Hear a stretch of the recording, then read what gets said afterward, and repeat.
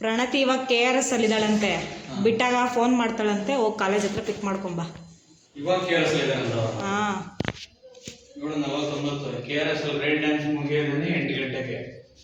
8 ಗಂಟೆಗೆ rain dance ಮಾಡಿ ಅವರು ಊಟ ಗೀಟ ಎಲ್ಲ ಮಾಡೋಷ್ಟರಲ್ಲಿ ಒಂದು 9 ಗಂಟೆ 9:30 ಆಗೋಗುತ್ತೆ.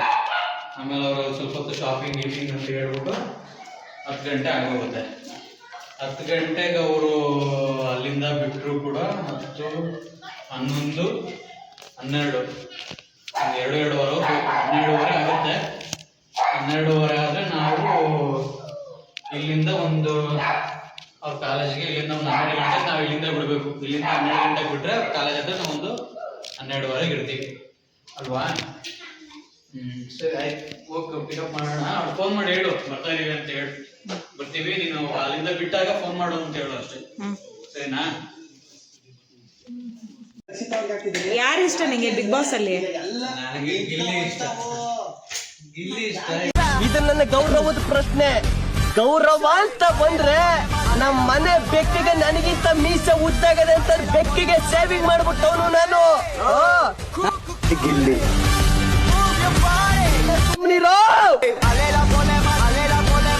ಗಿಲ್ಲಿಗೆ ರಕ್ಷಿತಾ ಮಾಡಿದ ನಾಮಿನೇಷನ್ ಗಿಲ್ಲಿ ವಾಪಸ್ ಮಾಡ್ತಾರೆ. ಗಿಲ್ಲಿ ಜೊತೆನೇ ಇದ್ಲು ರಕ್ಷಿತಾ. ಇವಾಗ ಗಿಲ್ಲಿಗೇನೆ ಆಪೋಸಿಟ್ ಆಗಿ ಗಿಲ್ಲಿ ಮತ್ತೆ ರಕ್ಷಿತಾ ಯಾರು ಕಾವ್ಯಗೇನೆ ಆಪೋಸಿಟ್ ಆಗಿ ಅವ್ರಿಗೆ ನಾಮಿನೇಷನ್ ಮಾಡ್ತಾರೆ. ಈ ಸರಿ ಮೋಸ್ಟ್ಲಿ ನನ್ನ ಪ್ರಕಾರ ಗಿಲ್ಲಿನೇ ಏನ್ ಮಾತಾಡ್ತಾರೆ ನೋಡು ಗಿಲ್ಲಿ. ಎಲ್ಲದಕ್ಕೂ ಏನಾಯ್ತಮ್ಮ? ಯಾರು ಇವನು? ಇವನೇ ಸುಂದ್ರ.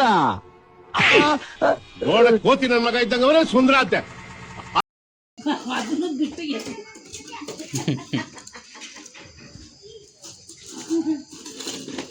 ಅಯ್ಯೋ ದೇವ್ರೆ. 2 hours later.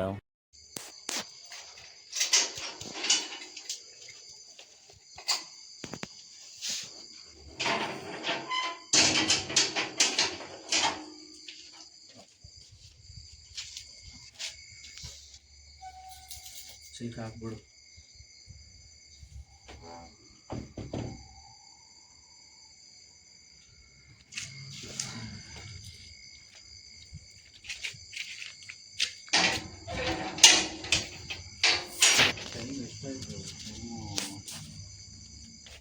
ಟೈಮ್ 11:50.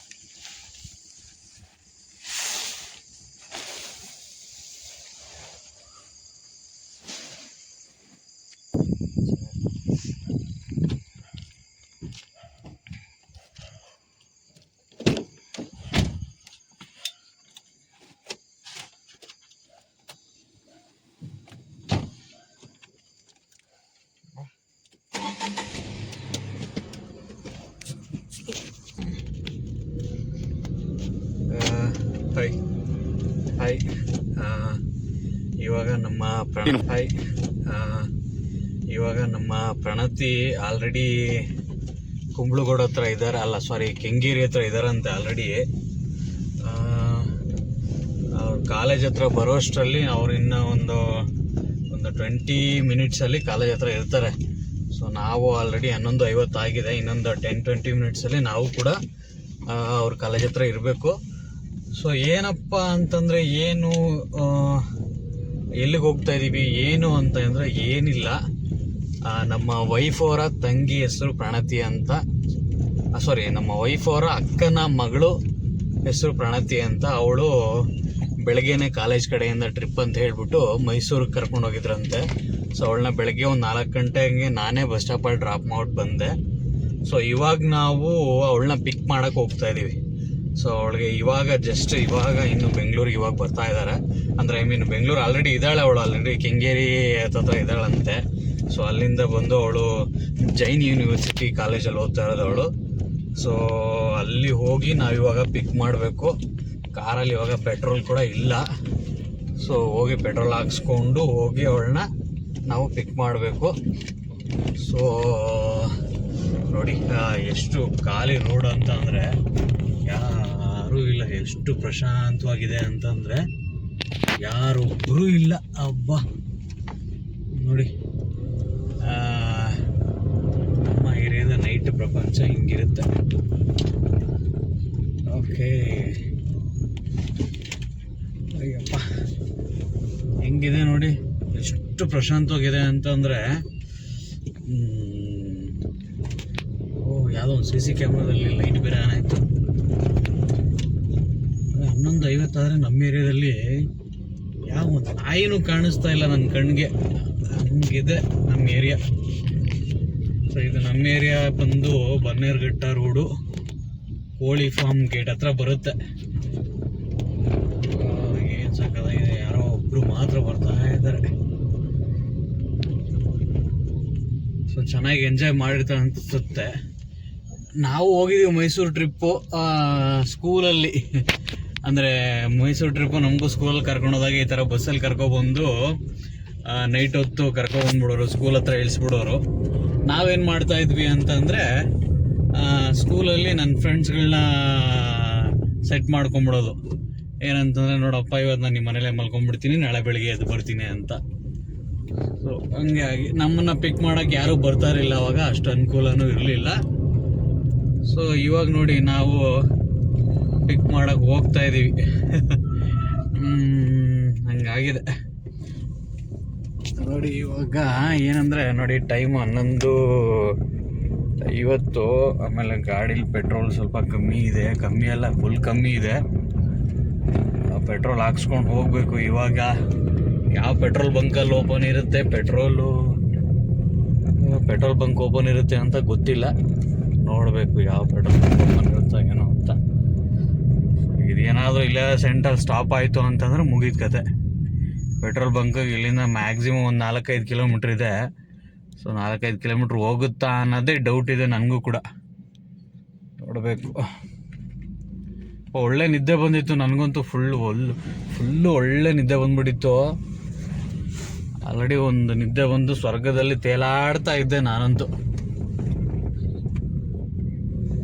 ಆಮೇಲೆ ಪಟ್ ಅಂತ ಕಾಲು ಬಂತು.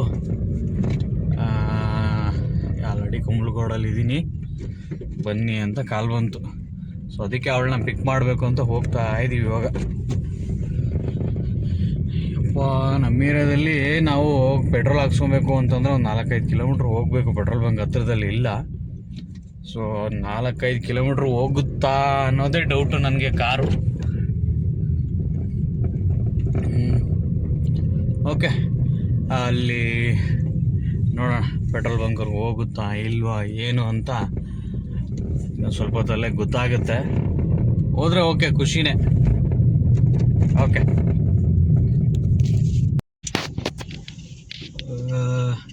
ಸದ್ಯ ಹೆಂಗೋ ಪೆಟ್ರೋಲ್ ಬಂಕ್ ಸಿಕ್ತು. ಇಲ್ಲೇ ನಮ್ಮ ಏರಿಯಾದಲ್ಲೇ ಪೆಟ್ರೋಲ್ ಬಂಕ್ ಓಪನ್ ಇದೆ.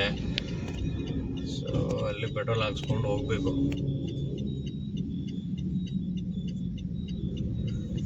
ಸದ್ಯ ಹೆಂಗೋ ಸಿಗ್ತಲ್ಲ, ಪೆಟ್ರೋಲ್ ಹಾಕ್ಸ್ಕೊಂಡು ನಾನು ನಿಜವಾಗ್ಲೂ ಹೋಗಲ್ಲ ಅಂದ್ಕೊಂಡೆ, ಯಾಕಂದರೆ ಬೆಳಿಗ್ಗೆನೂ ಸೇಮ್ MTಯಲ್ಲೇ ಇತ್ತು.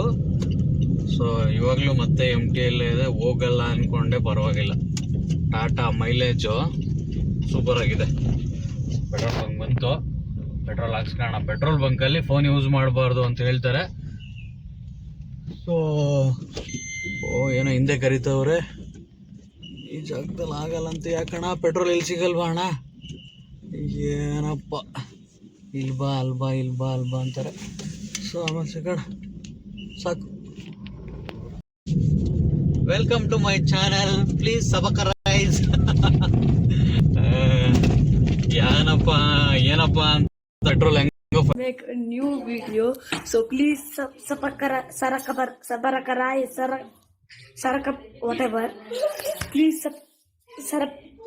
I want to reach 1 million likes, so please welcome to my channel, please subscribe.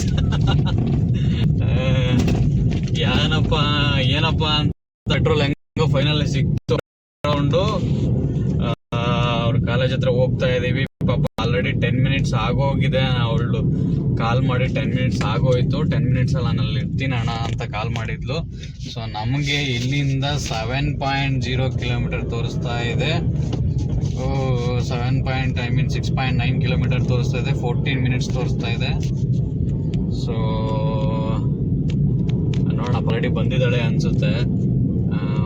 ಇವಾಗ ಟೈಮು 12 ಗಂಟೆ ಆಗಿದೆ. 12 ಗಂಟೆ ಆದ್ರೂ ಕೂಡ ಎಷ್ಟು ಅಂದ್ರೆ ವೆಹಿಕಲ್ಸ್ ರನ್ನಿಂಗ್ ಎಷ್ಟಿದೆ ನೋಡಿ. ಆಲ್ಮೋಸ್ಟ್ ಎಲ್ಲೋ ಬೋರ್ಡ್ ಗಾಡಿಗಳು ಅಂದ್ರೆ ಐ ಮೀನ್ ಕ್ಯಾಬ್ಗಳೇ ಜಾಸ್ತಿ ಕಾಣಿಸುತ್ತೆ. ಸೊ ನೈಟ್ ಶಿಫ್ಟ್ ಮಾಡೋರು ಕ್ಯಾಬ್ಗಳೆಲ್ಲ ಇವಾಗ ಆಲ್ರೆಡಿ ಹಸ್ಬಿಟ್ಟಿದ್ದಾರೆ. ಕ್ಯಾಬ್ಗಳನ್ನೆಲ್ಲ ಇಳಿಸಿ ಪಾಪ ದುಡಿಮೆ ಮಾಡ್ತಾ ಇದ್ದಾರೆ. ಖಂಡಿತ ಕ್ಯಾಬ್ ಡ್ರೈವರ್ಗಳಿಗೂ ಪಾಪ ಎಷ್ಟು ಕಷ್ಟ ಇದೆ ನೋಡಿ ಪಾಪ. ಒಳ್ಳೆ ಪಾಪ. ಇಲ್ಲೊಂದು ಪೆಟ್ರೋಲ್ ಬಂಕ್ ಓಪನ್ ಇತ್ತು, ಬಟ್ ಇಷ್ಟು ದೂರ ಬರ್ತಾ ಇದ್ದಿದ್ದು ನನ್ನ ಪ್ರಕಾರ ಡೌಟ್ ಅನ್ಸುತ್ತೆ. ನನ್ನ ಪ್ರಕಾರ ನಮ್ಮ ಏರಿಯಾದಿಂದ ಬಂದು ಮೇನ್ ರೋಡ್ಗೆ ಲೆಫ್ಟ್ ತಗೊಂಡ್ವಿ, ಅಲ್ಲೇ ಓಪನ್ ಇತ್ತು. ಸದ್ಯ ಓಪನ್ ಇದ್ದಿದ್ದಕ್ಕೆ ಪರವಾಗಿಲ್ಲ, ಬಚಾವು. ಇಲ್ಲ ಅಂತಂದಿದ್ರೆ ಅಲ್ಲೇ ಗಾಡಿ ಸೈಡ್ಗೆ ಹಾಕ್ಬಿಟ್ಟು ಪಾಪ ಅವಳಿಗೆ ಕ್ಯಾಬ್ ಏನಾದರೂ ಮಾಡಿ ಕಸ್ಕೊಬೇಕಿತ್ತು ಅಷ್ಟೇ. ಬೇರೆ ಏನು ದಾರಿ ಇರಲಿಲ್ಲ.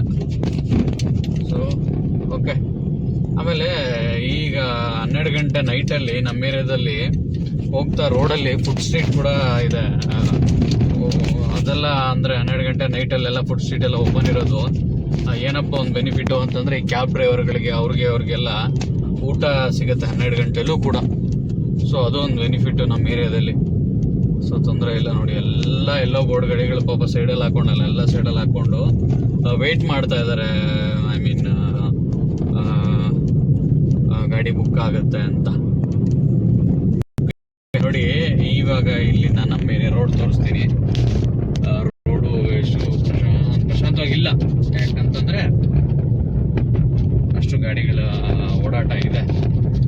ಸೊ ಇನ್ನು 5.5 ಕಿಲೋಮೀಟರ್ ಇದೆ. ಇನ್ನು 12 ಮಿನಿಟ್ಸ್ ಅಲ್ಲಿ ನಾವು ರೀಚ್ ಆಗಬೇಕು. 12 ಮಿನಿಟ್ಸ್ ಅಲ್ಲಿ ರೀಚ್ ಆಗ್ತೀವಿ ಅಂತ ತೋರಿಸ್ತಿದೆ. ಬಟ್ ನಮ್ಮ ಪ್ರಣತಿಗೆ ನಾನು ಕಾಲ್ ಮಾಡೇ ಇಲ್ಲ, ಯಾಕಂತಂದ್ರೆ ಅವಳು 10 ಮಿನಿಟ್ಸ್ ಅಲ್ಲಿ ಇರ್ತೀನ ಅಂತ ಅಂದ್ಲು. ನಾನು ಕಾಲ್ ಮಾಡೇ ಇಲ್ಲ. ಅಲ್ಲಿ ಹೋಗ್ಬಿಟ್ಟು ನೋಡ. Okay. A few moments later. ಯಾವ ಸ್ಮಾರ್ಟ್ ಬಜಾರಪ್ಪ, ಎಲ್ಲಿದೆ ಹೇಳ? ಹಾ, ಮುಂದೆ ಸ್ಟ್ರೈಟಾ? ಎಲ್ಲಿ ನಿಂತಿದೆ ಹೇಳು? ಎಲ್ಲಿ ಕೈ ಎತ್ತಾ ಇದೀಯಾ? ಕರೆಕ್ಟಾಗಿ ನಾವು ಬರ್ತಿರೋದು ಎಲ್ಲ ಇಲ್ಲಿ ನಿಂತಿದ್ರೆ ನೀನು ಅಲ್ಲಿ ನಿಂತಿದ್ಯಾ? ಹೌದಾ? ಅಂದ್ರೆ ಎಲ್ಲ ಅಲ್ಲಿ ಕಾಯ್ತಿದ್ದಾರೆ.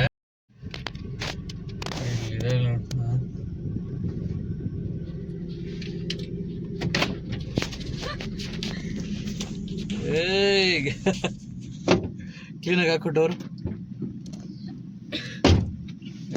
ಪ್ರಣತಿ ಚೆನ್ನಾಗಿತ್ತಾ ಟ್ರಿಪ್ ಎಲ್ಲ?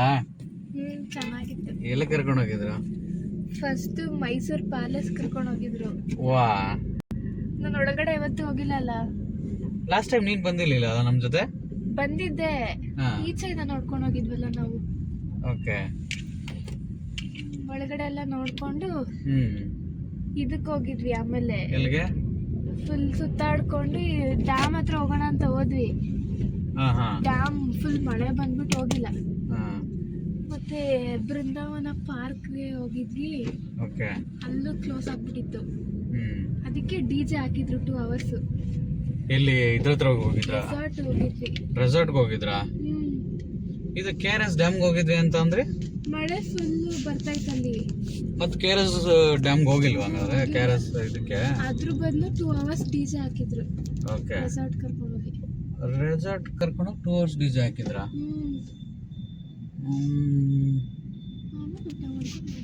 ಇದಕ್ಕೆ ಹೋಗಿದ್ವಿ ಫ್ಯಾಕ್ಟ್ರಿಗೆ, ಎಲೆಕ್ಟ್ರಿಷಿಯನ್ ಫ್ಯಾಕ್ಟ್ರಿಗೆ ಮತ್ತೆ ಕೋಕ್ ಫ್ಯಾಕ್ಟ್ರಿಗೆ. ಹೆಂಗ್ ಮಾಡ್ತಾರೆ ಅಂದ್ಬಿಟ್ಟು ತೋರಿಸ್ಬಿಟ್ಟು ಎಲ್ಲ ವಿಡಿಯೋ ಎಲ್ಲ ಮಾಡ್ಕೊಂಡು ಬಂದ್ವಿ ಅಷ್ಟೇ. ಅಷ್ಟೇ. ಅಂದ್ರೆ ಎಲೆಕ್ಟ್ರಿಕಲ್ ವರ್ಕ್ ಹೆಂಗ್ ಮಾಡ್ತಾರೆ ಅಂತ. ಮದರ್ ಬೋರ್ಡ್ ಎಲ್ಲ ಹೆಂಗ್ ಯೂಸ್ ಮಾಡ್ತಾರೆ ಹೆಂಗ್ ಮಾಡ್ತಾರೆ ಅಂತ ತೋರಿಸ್ಕೊಟ್ರು. ಓಕೆ, ಅಷ್ಟೇನಾ? ಊಟ ಮಾಡ್ದಾ? ತಿಂದೆ. ವೆಜ್ ಇತ್ತು, ನಾನ್ ವೆಜ್ ಇತ್ತು. ನಾನ್ ವೆಜ್ ಚೆನ್ನಾಗಿ ಹೊಡೆದಂಗಾದ್ರೆ ಏನ್ ಕಮ್ಮಿ ಆದ್ರೂ ನಾವು ನಾನ್ ವೆಜ್ ಅಂತೂ ಮಿಸ್ ಮಾಡಲ್ಲ. ಹಂಗೆ ನಮ್ಮನೆಯವ್ರಂತೂ ನಾನ್ ವೆಜ್ ಅಲ್ಲಂತೂ ಮಿಸ್ಸೇ ಮಾಡಲ್ಲ. ಬಾಡೆ ನಮ್ಗಾಡು ನಾ ತುಂಬಾ ಬ್ಯಾಡು. ಏನ್ ನಿಮ್ಮ ಅಪ್ಪನ ಮನೆಯಿಂದ ತಂದಾಕೇನು? ಪಿಕ್ ಮಾಡ್ಕೊಂಡು ಬರೋ ದಾರಿಲಿ ಒಂದು ಫುಡ್ ಸ್ಟ್ರೀಟ್ ಕಾಣಿಸ್ತು. ಅಂದ್ರೆ ನಾನು ಹೇಳಿದ್ನಲ್ಲ ಅವಾಗಲೇ ನಮ್ಮ ಏರಿಯಾದಲ್ಲಿ ಫುಡ್ ಸ್ಟ್ರೀಟ್ ಇದೆ ಅಂತ. ಸೊ ಅದೇ ಫುಡ್ ಸ್ಟ್ರೀಟ್ ಇದು. ಸೊ ಚೆನ್ನಾಗಿ ಮಾಡ್ತಾರೆ, ಎಲ್ಲ ಥರದ ಫುಡ್ ಸಿಗುತ್ತೆ. ಅಂದರೆ ತಿನ್ನೋಣ ಅಂತ ನಾವು ಹೋಗ್ತಾ ಇದ್ದೀವಿ. ಸೊ ನೋಡೋಣ ಏನು ಸಿಗುತ್ತೆ, ಏನಿದೆ ಅಂತ ನೋಡೋಣ. ಎಲ್ಲ ಮುಚ್ತಾ ಇದ್ದಾರೆ. ಇಲ್ಲೇ ನಾವು ಇದು ಮಾಡೋಣ, ಅಲ್ಲಿ ಸಿಗುತ್ತಾ?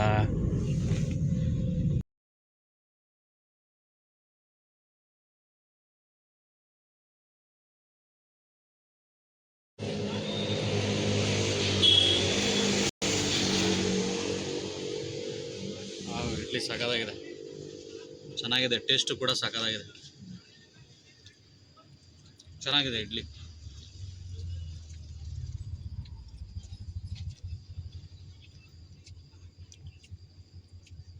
ಇಡ್ಲಿ, ಮಶ್ರೂಮ್ ಬಿರಿಯಾನಿ, ದೋಸೆ ಇದೆ ಅಂತೆ. ಬಟ್ ಇಡ್ಲಿ ಚೆನ್ನಾಗಿದೆ, ಸಖತ್ತಾಗಿದೆ. ಇದು ಸಮಾಚಾರ. ಟೈಮ್ ಇವಾಗ 12:30. ನಾವು ಮನೆಗೆ ಹೋಗೋಕ್ಕೆ 1 ಗಂಟೆ 6 ನಿಮಿಷ ತೋರಿಸ್ತಾ ಇದೆ. ಇದು ಇವತ್ತಿನ ಲಾಗ್ಸ್ ಆಗಿರುತ್ತೆ. ನನಗೂ ನಿದ್ದೆ ಬಂದ್ಬಿಟ್ಟಿದೆ. ಸೊ ಇವಾಗ ವಿಡಿಯೋ ಮಾಡೋ ಅಷ್ಟು ತಾಳ್ಮೆನೂ ಇಲ್ಲ. ಸೊ ಆರಾಮಾಗಿ ಮನೆಗೆ ಹೋಗಿ ಮಲ್ಕೊತೀವಿ. ಇವತ್ತಿನ ವಿಡಿಯೋ ಇಷ್ಟೇ. ಬಾಯ್, ಗುಡ್ ನೈಟ್.